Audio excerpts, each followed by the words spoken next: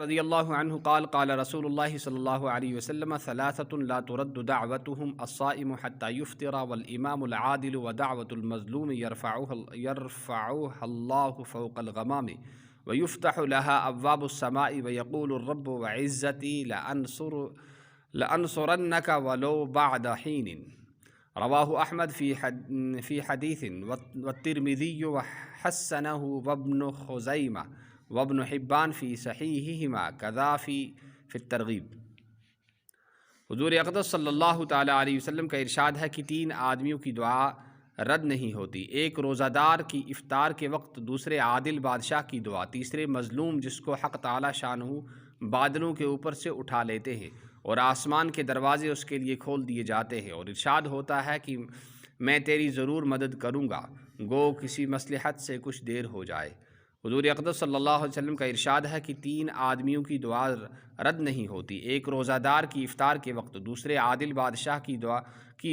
تیسرے مظلوم کی جس کو حق تعالیٰ شانہ بادلوں سے اوپر اٹھا لیتے ہیں اور آسمان کے دروازے اس کے لیے کھول دیے جاتے ہیں، اور ارشاد ہوتا ہے کہ میں تیری ضرور مدد کروں گا گو کسی مصلحت سے کچھ دیر کے بعد۔ فائدہ در منصور میں حضرت عائشہ رضی اللہ تعالیٰ عنہ سے نقل کیا ہے، جب رمضان آتا تھا تو نبی کریم صلی اللہ تعالیٰ علیہ وسلم کا رنگ بدل جاتا تھا اور نماز میں اضافہ ہو جاتا تھا، اور دعا میں بہت عاجزی فرماتے تھے اور خوف غالب ہو جاتا تھا۔ دوسری روایت میں فرماتی ہیں کہ رمضان کے ختم تک بستر پر تشریف نہیں لاتے تھے۔ ایک روایت میں ہے کہ حق تعالیٰ شانہ رمضان میں عرش کے اٹھانے والے فرشتوں کو حکم دیتے ہیں کہ اپنی اپنی عبادت چھوڑ دو اور روزہ داروں کی دعا پر آمین کہا کرو۔ بہت سی روایات سے رمضان کی دعا کا خصوصیت سے قبول ہونا معلوم ہوتا ہے، اور یہ بے تردد بات ہے کہ جب اللہ کا وعدہ ہے اور سچے رسول صلی اللہ تعالی وسلم کا نقل کیا ہوا ہے تو اس کے پورا ہونے میں کچھ تردد نہیں، لیکن اس کے بعد بھی بعض لوگ کسی غرض کے لیے دعا کرتے ہیں مگر وہ کام نہیں ہوتا، تو اس سے یہ نہیں سمجھ لینا چاہیے کہ وہ دعا قبول نہیں ہوتی،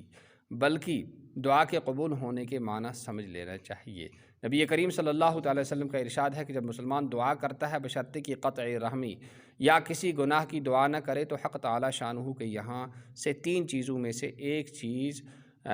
ضرور ملتی ہے، یا خود وہی چیز مل جاتی ہے جس کی دعا کی، یا اس کے بدلے میں کوئی برائی مصیبت یا کسی گناہ کی کوئی برائی مصیبت اس سے ہٹا دی جاتی ہے، یا آخرت میں اسی قدر ثواب اس کے حصہ میں لگا دیا جاتا ہے۔ ایک حدیث میں آیا ہے کہ قیامت کے دن حق تعالی شانہ بندہ کو بلا کر ارشاد فرمائیں گے کہ اے میرے بندے، میں نے تجھے دعا کرنے کا حکم دیا تھا اور اس کے قبول کرنے کا وعدہ کیا تھا، تو نے مجھ سے دعا مانگی تھی، وہ عرض کرے گا مانگی تھی، اس پر ارشاد ہوگا کہ تو نے کوئی دعا ایسی نہیں کی جس کو میں نے قبول نہ کیا ہو، تو تو نے فلاں دعا مانگی تھی کہ فلاں تکلیف ہٹا دی جائے، میں نے اس کو دنیا میں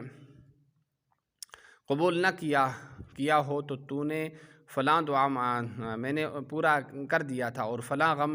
کے دفع ہونے کے لیے دعا کی تھی مگر اس کا کچھ اثر تجھے معلوم نہیں ہوا، میں نے اس کے بدلے میں فلاں اجر و ثواب تیرے لیے متعین کیا۔ حضور اقدس صلی اللہ علیہ وسلم کا ارشاد فرماتے ہیں کہ اس کو ہر دعا یاد کرائی جائے گی، اس کا دنیا میں پورا ہونا یا آخرت میں اس کا عوض بتلا دیا جائے گا۔ اس اجر و ثواب کی کثرت کو دیکھ کر وہ بندہ اس کی تمنا کرے گا کہ کاش دنیا میں اس کی کوئی بھی دعا پوری نہ ہوئی ہوتی، یہاں اس کا اس قدر اجر ملتا۔ غرض دعا نہایت ہی اہم چیز ہے، اس کی طرف غفلت بڑے سخت نقصان اور خسارہ کی بات ہے، اور ظاہر میں اگر قبول کے آثار نہ دیکھیں تو بددل نہ ہونا چاہیے۔ گویا کہ ات مجھ ونان کہ انسان سن دعا قبول گھن کیا مطلب گھن گناہ خاطر دعا کرن،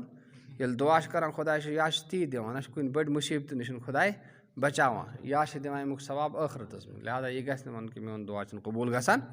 سبحان اللہ۔